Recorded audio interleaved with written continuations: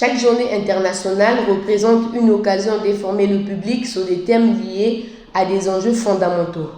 C'est le cas de ce samedi 18 décembre où la communauté mondiale célèbre la Journée internationale des migrants.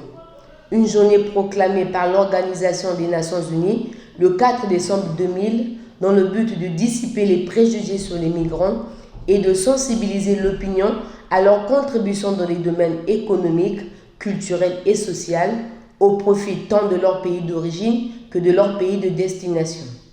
En effet, la migration qu'est le déplacement volontaire d'individus ou de la population d'un pays à un autre pour diverses raisons est un phénomène mondial qui connaît depuis quelques années une expansion fulgurante. Aujourd'hui, il n'y a jamais eu autant de personnes vivant dans un autre pays que celui dans lequel ils sont nés.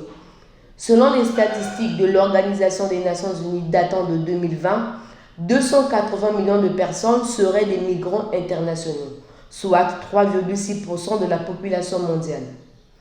Les raisons de ce phénomène migratoire sont souvent liées à la recherche d'un emploi, au loisir, à la poursuite des études et même pour des raisons familiales. Cependant, beaucoup de migrants se voient contraints de quitter leur pays d'origine pour cause de difficultés économiques, de pauvreté extrême et parfois même de conflits politiques et religieux. C'est pourquoi l'Organisation internationale pour les migrants, qui a voulu au travers de cette journée rappeler la nécessité de respecter les droits et la dignité des êtres humains en général et les migrants en particulier, a mis l'accent sur le thème « Mettre à profit le potentiel de la mobilité humaine ». Car les migrants contribuent par leurs compétences et leur réseau à bâtir des communautés plus fortes et plus résilientes.